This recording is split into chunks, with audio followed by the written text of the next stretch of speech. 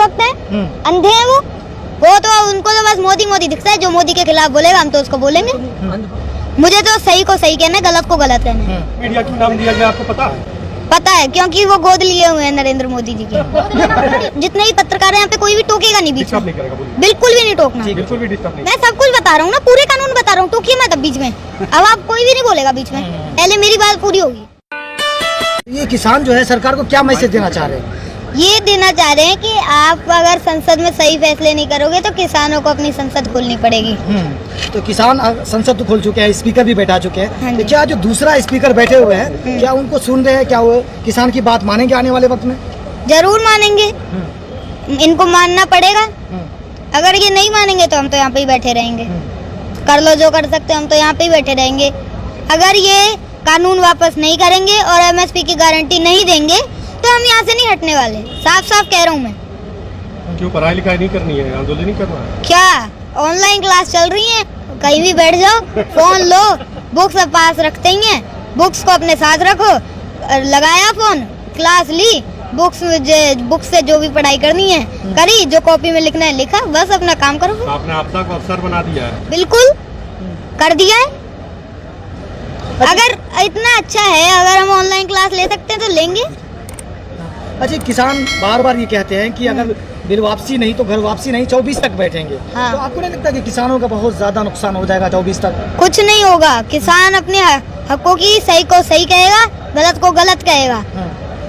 ठीक है, अगर एक किसान जाएगा ना तो 4 आएंगे।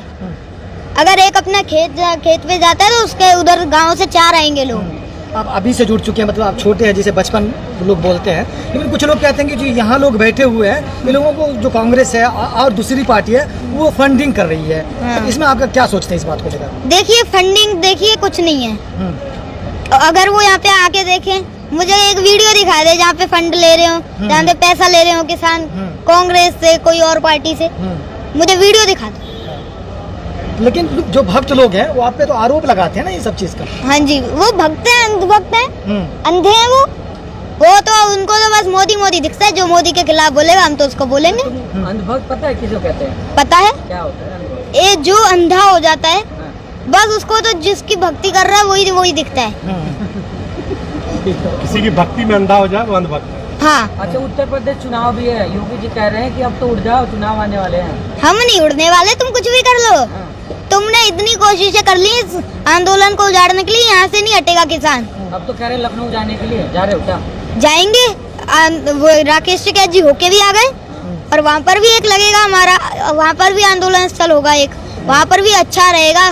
उधर भी एक, जैसे ये गाजीपुर बॉर्डर है, वहाँ पर भी ऐसे एक या सारे बॉर्डर जैसे हैं वैसे लगाया जाएगा। अच्छा, राकेश टिकैत जी कहते हैं कि दवाई डोज देनी पड़ेगी। हाँ। तो किस तरह का डोज देने वाले हैं उत्तर प्रदेश में? डोज तो देखिए जो चुनावों में इनको पता लगेगा, जब चुनाव के रिजल्ट आएंगे ना तो सबको पता लग जाएगा कि हमारी क्या डोज थी।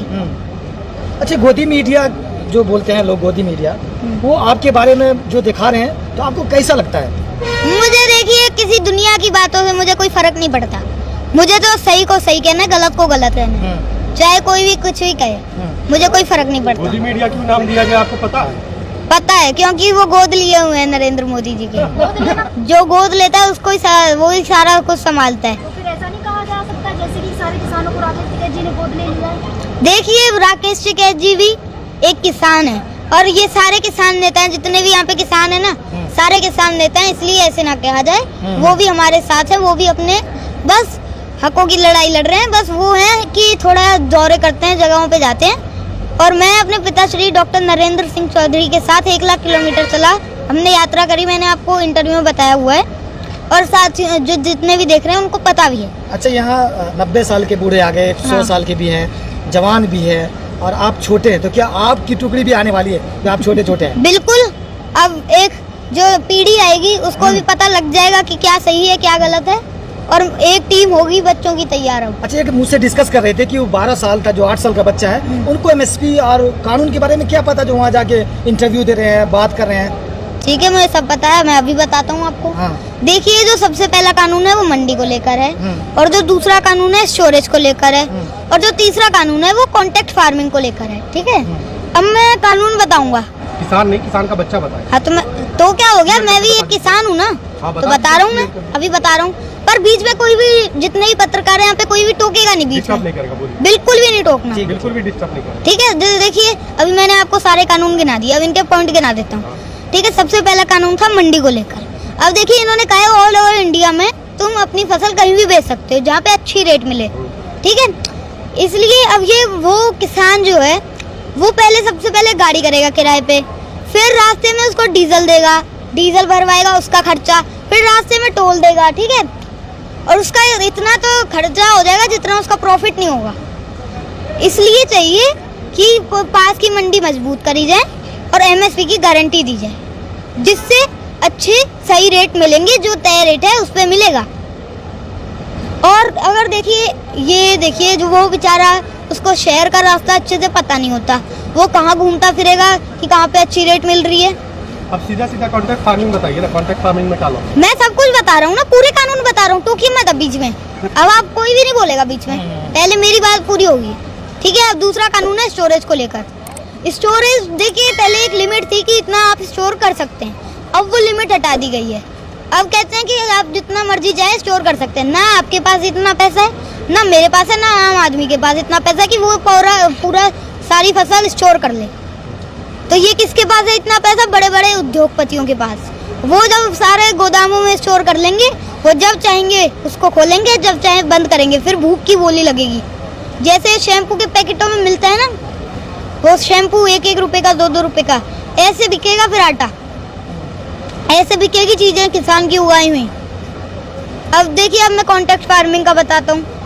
अब जो कंपनी है और एक जैसे किसान है, इन दोनों के बीच में कॉन्ट्रैक्ट होगा एक, और उस जो कागज होगा उसमें लिखा होगा कि जो आपकी रेट की, जो फसल की आपकी रेट तय है उस पे आपको मिलेगा, आपकी फसल बेचेंगे उस पे मिलेगा आपको, ठीक है।